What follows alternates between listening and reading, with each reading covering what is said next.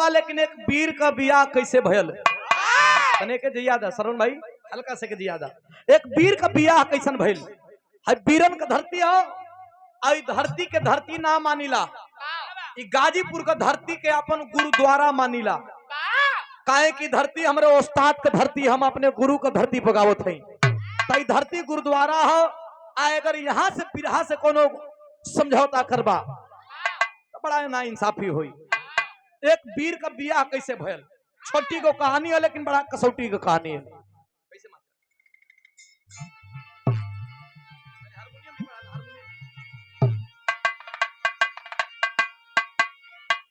जदुवंश अरे जदुवंश भूषण वीर गौरा कलोरी की अरे ये गोरी से चला देख मजरी का डोला अरे जंग में खंग बिजुलिया अरे खचा खच चलेगी अरे लहू में लगेंगे बबर पीर चोला हो ताकत अगर बाजुओं में तेरे अरे राजा मलागित आके पंजा मिला ली अरे जदुवंश का हंस ललकारता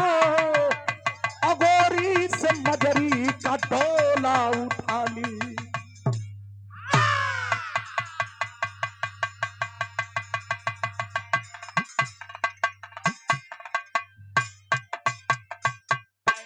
लोरिक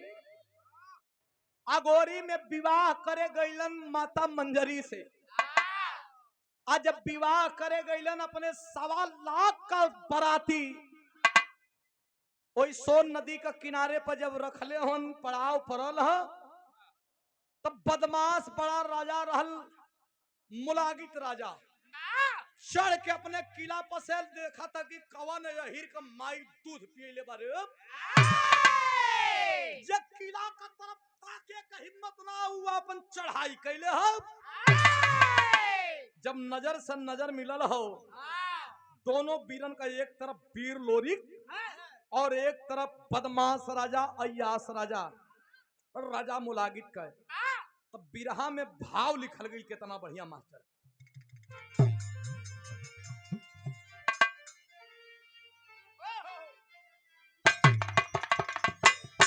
एक बुल्लू गुरुजी कह न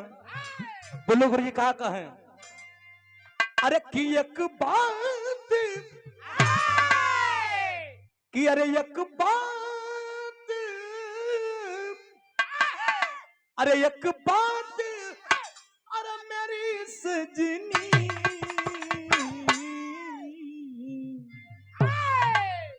बाहे बुल्लू उस्ताद न कोई रामदेव गुरु हुई न कोई बुल्लू गुरुजी हुई न वर्तमान समय में आदमी हमारे गुरुजी कोई विजयलाल यादव भी हुई ये कुल बिरहा खातिन तपल हूं कैसे अरे एक बात अरे मेरी सजनी गठियोल चुनरिया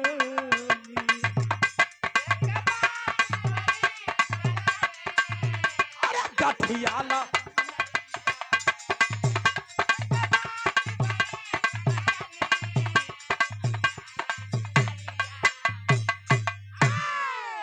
पुनः पुरस्कारी भाव पे हमारे बड़का भैया इन्हीं का दादा बदे भाव लिखल गए हो कैसे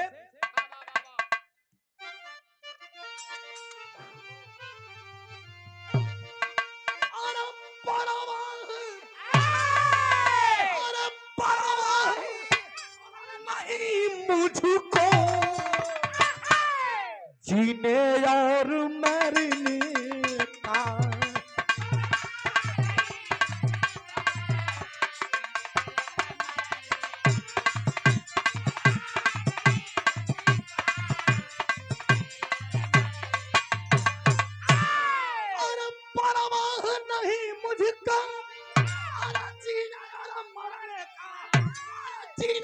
मरने का अरे देखूंगा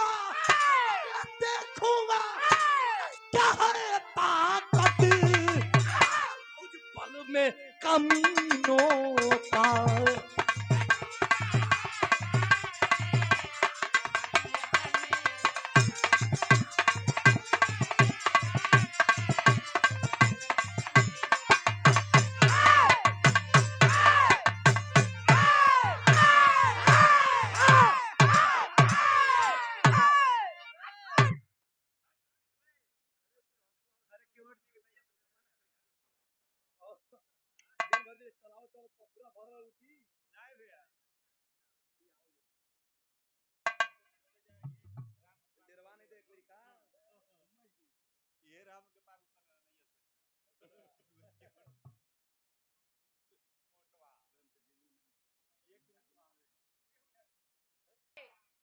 सामना करे बदे जब लोरी गईलन, राजा मुलागित के हट हो गई। देखा घमंड, लोरी के मारे बदे रंपा भाट चलल कलश के मालिक, मुलागित से कलश के मालिक, लोरी फोरी के हम कुछ जानी लखा। अरे बहुत बढ़िया लड़वैया है। कहला तब जो लड़वैया हो तो मार के आओ भैया, ये तुम चाहत हैं। कुछ व्यवस्था कला कि बने दा, कुछ कटे पीटे दा, हम चलत हैं। अरे बढ़िया बढ़ियार बढ़ियार मूछ आंख लाल लाल, पूरा शरीर करिया रहल। सरवा हाथ से तब्बे जना के आदमी है, ओकर दंतवे बस उजर, बाकी कुल करिया रहल। जब चलल हो तो कैसे चलल हो, बिरहा में तरज है कैसे मास्टर।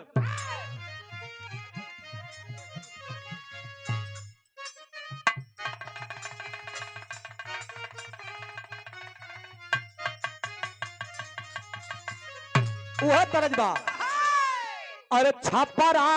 सहरी में, अरे किबी के लाचारा खावा देवर मोरा जोगी भइल।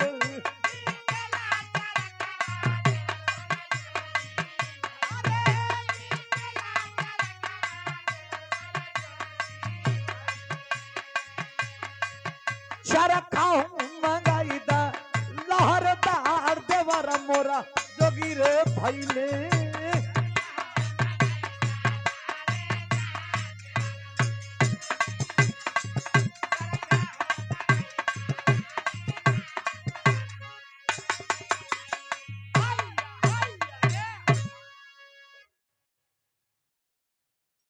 और सम्मानित पूज्य सदगुरु भगवान स्वामी अड़गड़ानंद महाराज जी का आशीर्वाद, माला भावी प्रत्याशी बीडीसी रंपा भाट जब चल रहा, अरे मार, अरे देखा जवन पटकाए वाला पहलवान रहला ना, पहले फना के रियाज करत करत थाक के पूत हो जाला। आ मारा बैठ के पले कुल गाड़ी मारी देखे मुलागित काना कुल की। अरे 2 मिनट 10 मिनट बर्दाश्त कला, ज्यादा ज्यादा 10 मिनट बर्दाश्त कला, 10 मिनट के बिरहा बाबू नहीं जाए ना ही जरूरत हो मरले ना हो। ठीक हो, कौन बात ना, ठीक है बाबू, 10 मिनट बर्दाश्त कला, मालिक हुआ।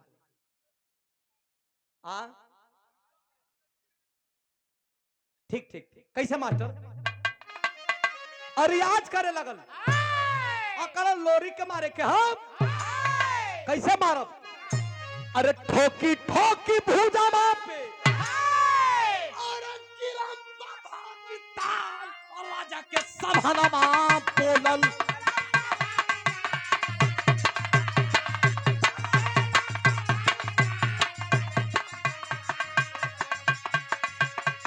अरे बाबा की ताल, राजा के सभानमा बोलल।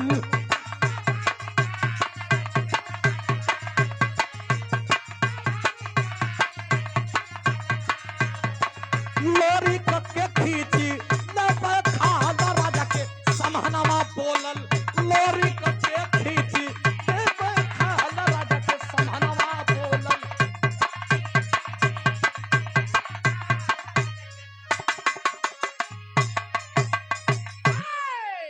राजा के सामने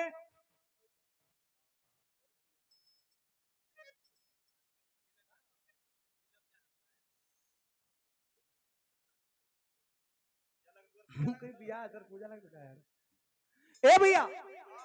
ता राजा भेजलन और राजा जब भेजलन जा करके और पता पूछे लागल के मासल लोरिक क्या हो लोरिक कहना भैया लोरिक तो हम ही हई कहना तोर गर्दन काटब लोरिक कहना भैया तुहारे 1 बीघा चरैले हई का काहे हमार गर्दन कटवा कहला हमारे राजा का दरबार पे तू चढ़ाई कैले हमारे राजा का किला पे चढ़ाई कैले ए बदे तोर गर्दन काटब लोरिक कहना भैया हमारा गर्दन मत काटा कहा तो हमें यहाँ से चल जाएंगे लोरिक बुद्धिमान भी रहलन लोरिक कहना कहा तो हम यहाँ से चल जाएं कहला कि नहीं तू जो मत हमसे लड़ाई कर लोरिक का और रंपा भाट का लड़ाई भयल 5 मिनट के अंदर लोरिक कला दिखा करके आज जब करेजा पर चढ़ल तब बिरहा में चौलरिया का भाव लगत बा कैसे मास्टर विद्यापरा के पूर्व प्रधान श्री तारा यादव जी पूज्य गार्जियन जी हमारे गुरु जी के द्वारा 100 रुपया पुरस्कार आयल हो चरणों में कोट को प्रणाम बा दिल से धन्यवाद हो आशीर्वाद की कामना ता जिंदगी है कैसे मास्टर बैठ के सुनवा लोग तो ठीक रही नहीं तो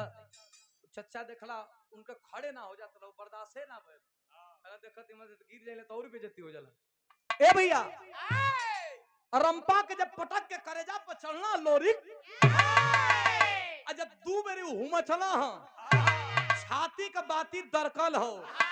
तो बिरहा में चौलरिया लिखल गई बा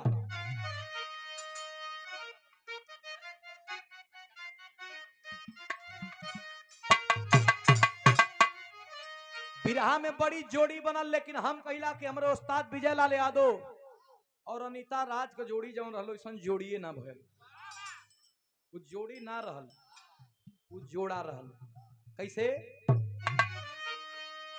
अरे गोरिया दिन भर कई के कटियो गोरिया दिन भर कई के कटिया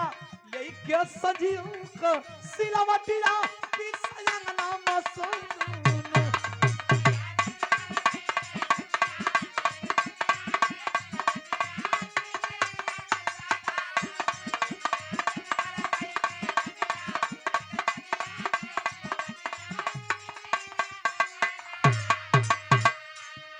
बैठल हूं भैया भागल है जान लेके तक कैसे भागल हो अरे रंपा भागल लेके जानम रंपा भागल लेके जनम गरजल चिराहुल पर हो जवानमा मनम नहीं चयनमा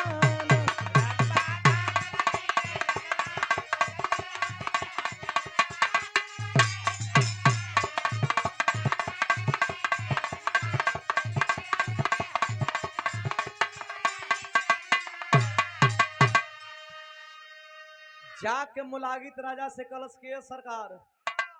हमो के मार ना पहले कहना तू तो कलर ला के 1000 लोरी के लड़ा दे कहना ये सरकार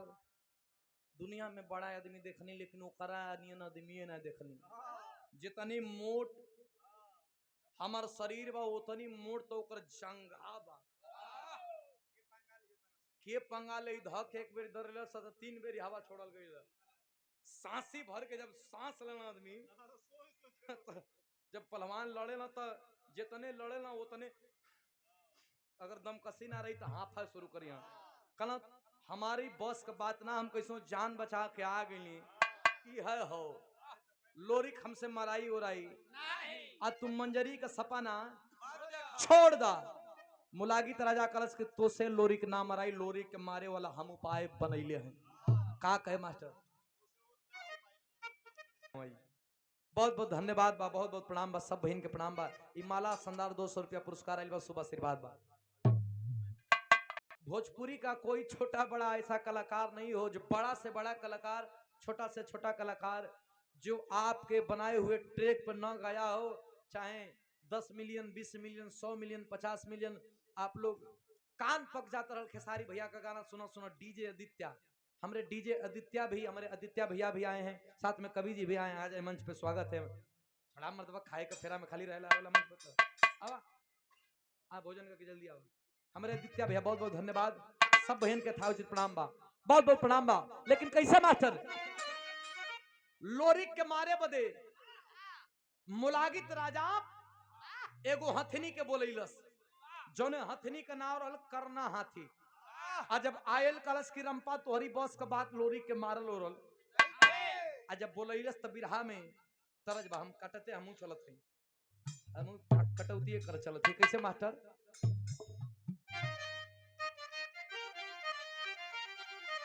उहे तरज बा। अरे गजब भरक का गुजारिया गजब कर हो।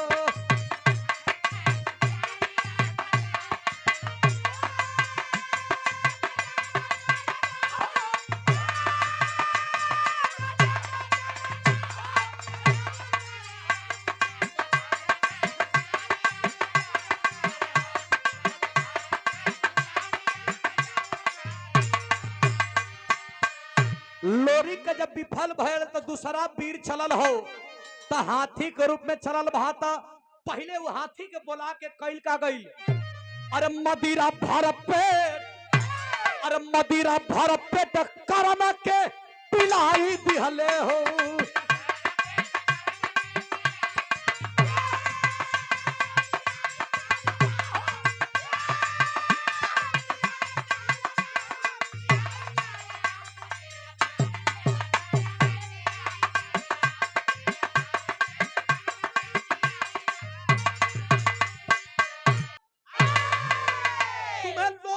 मार करके आना है। कहा बता बल गई मास्टर,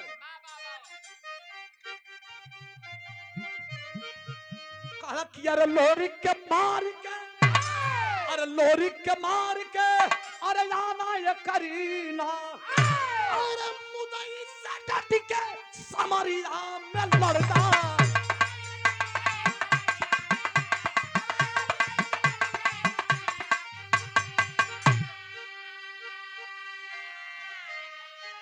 हमारा हो बतिया बताने दिहल हो, मदिरा भर पेट करनक पियोई दिहल। कल लोरी का गर्दन कुचल के आवे के बाद, लोरी का गर्दन कुचल के आवे के बाद, अरे 10 क्विंटल दारू पी के हाथी जब मदमातल चलल हो, लोरी त लोरी के रहलन। कहल जाला कि जेकर सानी आज तक ना मिलल, यदुवंश के हंस, यदुवंश के हंस लोरी के सामने जब हाथी गयल, अरे के निकलना खान बिजुलिया काल करके माई दुर्गा को सुमीर करके मरना है। आदमी छोड़ा मुर्गा मुर्गी को गर्दन कटाला तो कितना खून बही जाला। जब हाथी का गर्दन कटाई, अरे बाप रे बाप, लगल भल भल भल भल खून बह गए। छोड़ा जाए, जब लगल खून का रुधिर नाला चल रहा तो टेरी के भाव बा। कैसे मास्टर,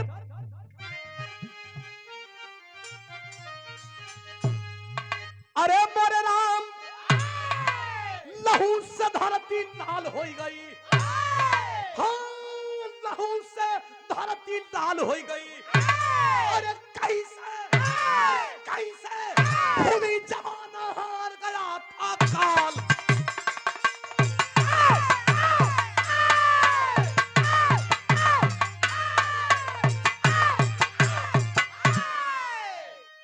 कैसे भूली जमाना हार गया था काल। अब तक मुलागित राजा कलश की अदमीन के हमन भेजल जाई हो मार जात हो, हाथी मरा गिलब हम के भेजी, केकर सुमिरन करत हो मन मार करके। काहे कि मेहरारू तोरे आधा शरीर का मालिक है, अर्धांगनी है। जे ना माने पूरा बात मत माना कि औते औत कहे कि अलगा हो जा, तो वो बात नहीं, बढ़िया बात माने के चाहिए। करस मत जाई, भले आपके ब्रह्मा जी वरदान देले बनल, लेकिन लोरी के विषय में हम चर्चा सुन ले हई। सुनीला कि लोरी का दाहिने बाएं दुर्गा बन सकती विराजली। कली छोड़ा डांट धलस, लेकिन कलाई पकड़ के कहत बाड़ी। कौलसिया नाव का औरत निर्मल से कहत बका बिरहा का आखिरी तरज आई तरज गाजीपुरिया तरज है।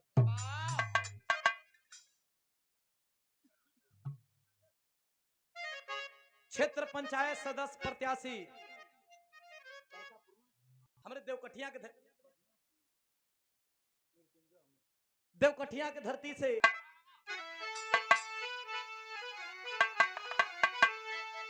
अरे चला सर कोट सर का वीर बिकराला ज्वाला धधकल बा। अरे कपार बना चेकाल बड़ी बिकराला ज्वाला धधकल बा।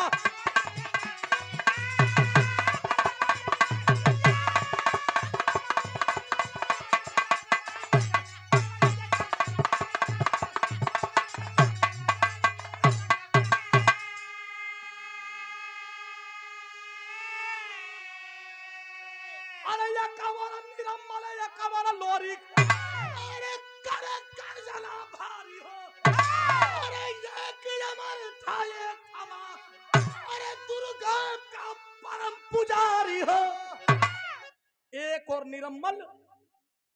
एक औरी लोरिक जब दोनों पहुंचना तो दुर्गा माई कली रे बप्पा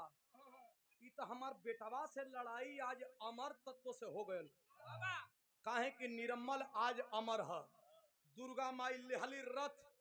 और आकाश में लगली घूमे, आकाश में घूमे लगली। सोचत पारी कि हमार बेटवा आज तो अमर आदमी से भिड़ गए। सोचत का है अरे कितना करे गले में बड़ी विजय के माला ज्वाला धधकल बा। कमाल बना छे काल बड़ी बिजला ज्वाला धधकल बा।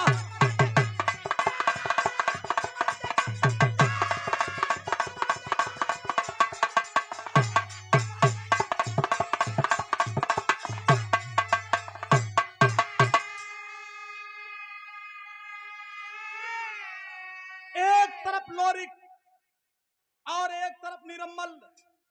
जब आमना सामना भयल हो तो आमना सामना में लोरिक लड़त बना। ऊपर से दुर्गा माई पैनी नजर रखले है। आज जब पैनी नजर रखले है मास्टर तब बिरहा में आल्हा का संकेत कइल बा। कैसे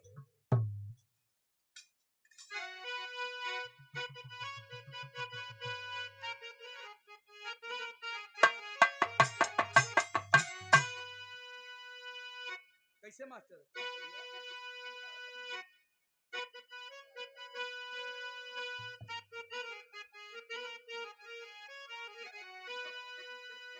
एक तरफ लोरिक और एक तरफ निरम्मल जब लड़ाई होत बा तो कैसे होत बा। कैसे अरे कितना गवा से गवा अरे कि बजल बरा नवा में भैया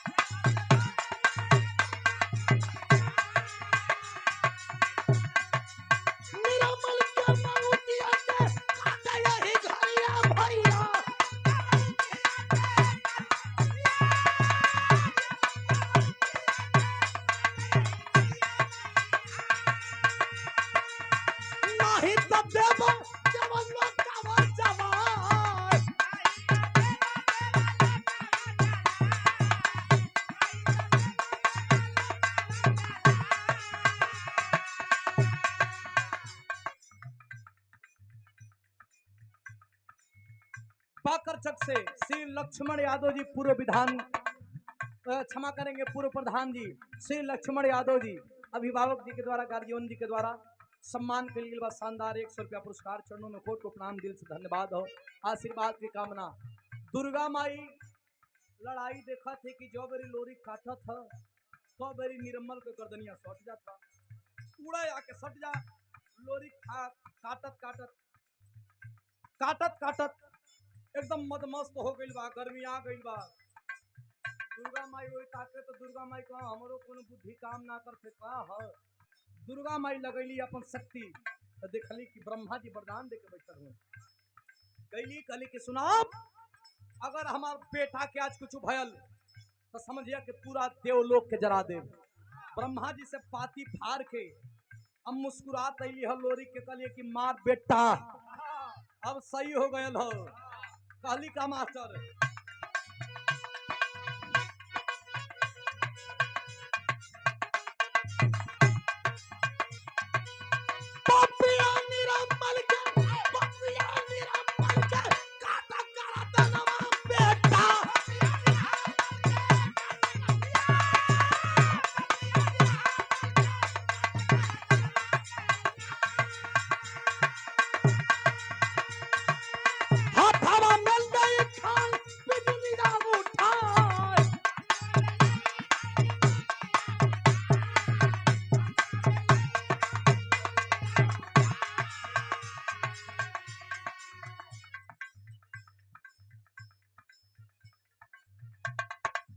पूर्व विधानसभा अध्यक्ष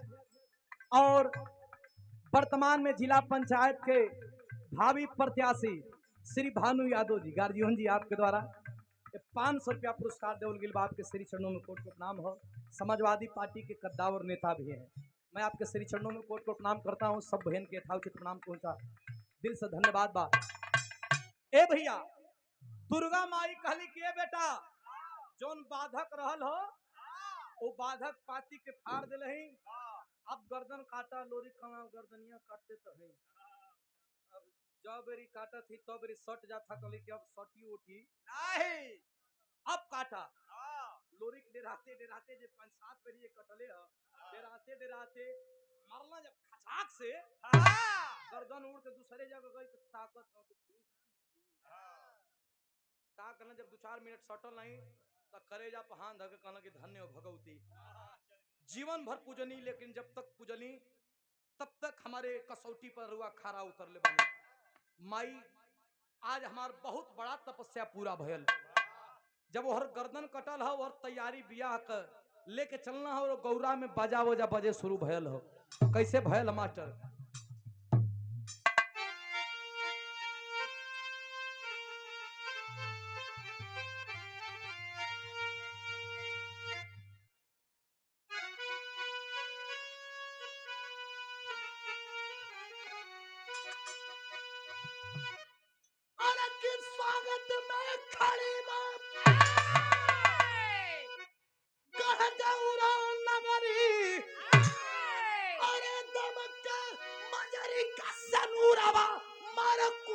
पहाड़ी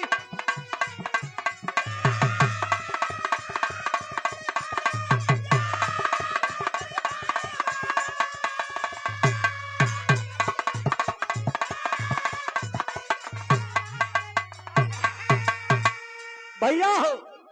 स्वागत में खड़ी बा गढ़गौरा नगरी हर गर्दन काट के आज वही लेके चल रहन मरकुंडी पहाड़ पर मरकुंडी पहाड़ पे अवते आवत मंजरी कली की जीवन भर प्यार का परिभाषा और प्यार का इतिहास दुनिया खोजले राधा कृष्ण को खोजलस हमरो के स्वामी कुछ वरदान दे दा कुछ ऐसा प्यार का निशानी दे दा वीर लोरिक सोनभद्र में मरकुंडी पहाड़ पे अपने खाड़ बिजुलिया से एगो बड़का पत्थर के काट के एक के बेरी में 2 फाट कैलन जहां माता मंजरी सिंदूर कैली और सिंदूर करके ए तरका के पोछ के सिंदूर छिड़कले है जहां जहां सिंदूर पर आज भी वहां का धरती लाल है डोला जो वहीं लेके आगे बढ़लन तब तक कौलसिया निरम्मल का मेहरारू आगे आके यही तरह आंचल फैला दलस आंचल फैला के कहलस का अरे फैलाई कया चल मंगल मंगलमा ओखे जब माई अमर दूसरा जन्मवा कला ए माई जब दूसरे जन्म होके तुहार पतोह बने के इच्छा है तथा यस्तु कहली माई लोरिक दुनु लोग एक दिन खाली मंजरी साथे बितैले रहवा वीर लोरिक आ एक दिन में उहे जवन निरम्मल मरल रहल मंजरी के कोख में अइलन जेकर नाव अभोरिक रखायल आ उहे कौलसिया से विवाह भइल मात्र एक दिन में और एक दिन के बाद लोरिक चनवा के प्यार में फंस गइलन एक दिन बितैले रहलन लेकिन एक दिन में बरदनमा काम क गइल जितना निरम्मल बड़ियार रहल उतने अभोरिक भी बड़ियार रहलन एकदम निरम्मल का जैसन अभोरिक रहलन वीर लोरी का कोई तगमा और रोकल तन अभोरिक रोकलन तब अरे की बहु बनी तो है तू सास हमारी अरे दमक मजरी का सरूरा मार कुंडी पहाड़ी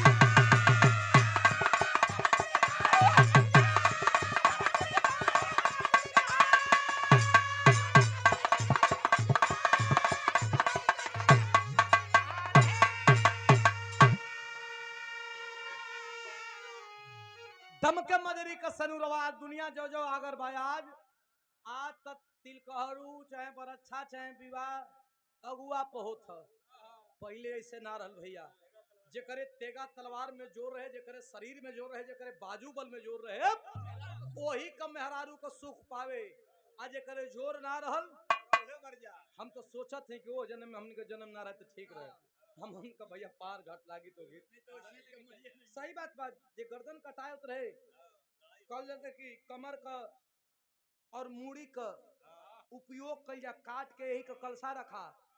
हरीश्वर स्कूल बने मर्दवा कहीं कहीं ना वो हरी वीर तो सच्चों में रहना ना वो घरी मेहरारू को सुख पावा भयो जागीर ओहू जन्म में रहना ऐसे पहलो जन्म में रहना मेहरारू को सुख ना पहले आज जाके तू ठीक कैला तीसरा जन्म में तोके मेहरारू को सुख मिलल खानदान का परिचय कैसे मास्टर गुरु बिहारी गुरु में गुलाम लाल गुलकारी अरे स्वर्ग के चंद्रिका कबीर बच्चन जी बने पुजारी